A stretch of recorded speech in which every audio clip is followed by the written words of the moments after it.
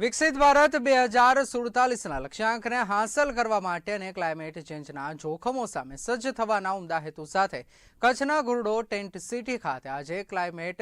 Resilient disaster management વિષય પર 2 દિવસીય કોન્ફરન્સનો શુભારંભ થયો છે। ઘોરડો ખાતે તારીખ 6 અને 7 ફેબ્રુઆરીના 2 દિવસીય કોન્ફરન્સનું આયોજન નેશનલ ડિઝાસ્ટર મેનેજમેન્ટ ઓથોરિટી અને national council four climate change sustainable development and public leadership દ્વારા સંયુક્ત રીતે કરવામાં આવ્યું છે। ખેતી અને દરિયાકાંઠાના વિસ્તારોમાં આજીવિકા સુરક્ષિત કરવા માટે ડિઝાસ્ટર મેનેજમેન્ટ અને તૈયારીઓ વિષય પર પ્રથમ સેશન યોજાયું હતું। આ સેશન દરમિયાન નેશનલ ડિઝાસ્ટર મેનેજમેન્ટ ઓથોરિટીના સભ્ય ડોક્ટર દિનેશ કુમાર અસવાલ મુખ્ય વક્તા તરીકે સંબોધન કરતા આગોતરા આયોજન અંગે ભાર મૂકીને નાગરિકોને આપદાઓનો સામનો કરવા તાલીમબદ્ધ બનવા જણાવ્યું હતું। તો આપદા સમયે ઇવાક્યુએશન કેપેસિટી સંસાધનોની ઉપલબ્ધતા અને પૂર્વ તૈયારીઓ અંગે માહિતી આપીને એનડીએમએ એનઆઈડીએમ અને એનડીઆરએફ જેવા શ્રેષ્ઠ આપદા પ્રબંધનની સંસ્થાકીય કામગીરીને બિરદાવી હતી। ગુજરાત સહિત વિવિધ રાજ્યોમાં આપદા વચ્ચે ઝીરો કેઝ્યુઆલિટીના અભિગમને સાકાર કરીને કરાયેલી કામગીરીને તેઓએ પ્રશંસનીય ગણાવી હતી। બદલાતા હવામાનમાં વધતી જતી આકરી કુદરતી આફતોના પડકારો કેવી રીતે ઝીલાય અને આ કુદરતી આફતોનો ગમે તેવી ગંભીર અસર હોય પણ આપણે ગ્રામ વિસ્તારોની લોકોની આવકમાં વધતું જ જાય અને ઘટાડો ન થાય તે પડકારો વિકસિત ભારતના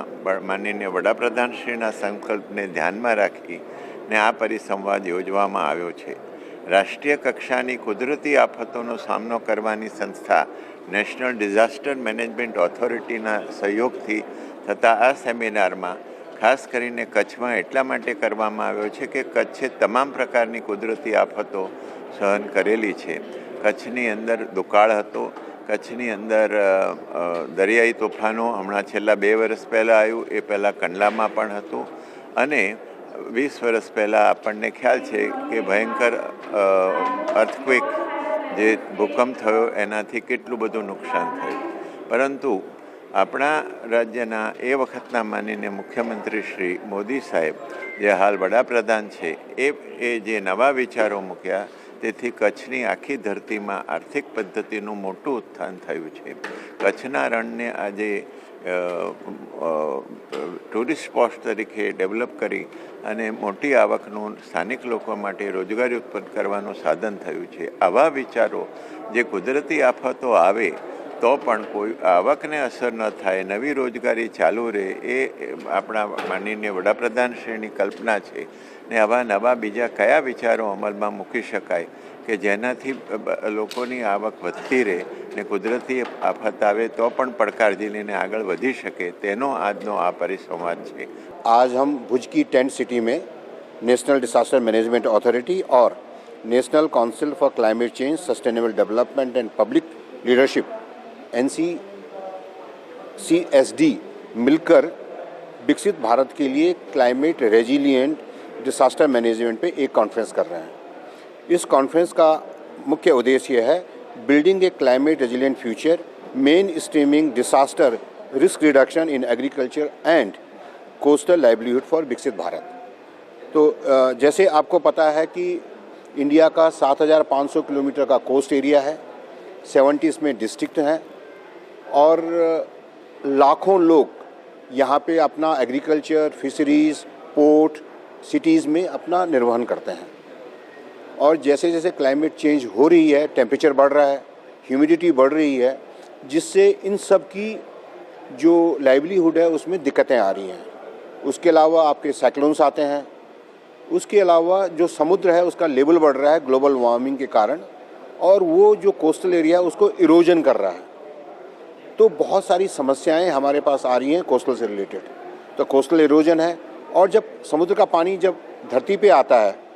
तो नमक की क्वांटिटी बढ़ जाती है जिससे कि जो प्लांट है वो सर्वाइव नहीं कर पाते हैं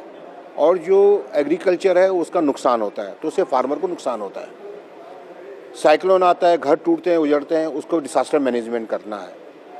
उसके अलावा जो सिटीज़ के अंदर जो इश्यूज़ आ रहे हैं, पानी की कमी हो रही है, सूखा पड़ रहा है, जो पानी है वो पीने लायक नहीं हो रहा है, तो ये बहुत सारे जो डिसास्टर्स हैं उनका हमको सामना करना पड़ रहा है, आपदा का सामना करना पड़ रहा है। तो नेशनल डिसास्टर मैनेजमेंट अथॉरिटी ने ये डिसाइड किया है कि हम गुजरात के अंदर जाके, इस टेंट सिटी में जा कर के सारे जो साइंटिफिक डिपार्टमेंट्स हैं इंडिया के अंदर, जो पॉलिसी मेकर्स हैं, जो स्टेट गवर्नमेंट्स हैं, हम सब मिल कर के इस बारे में हम डिस्कस करें कि कोस्टल एरिया के लिए, खाली गुजरात नहीं, गुजरात से लेकर के केरला से लेकर तमिलनाडु से लेकर के आंध्रा से लेकर के उड़ीसा तक जो 7,500 किलोमीटर का हमारे पास में कोस्टल एरिया है, वहाँ की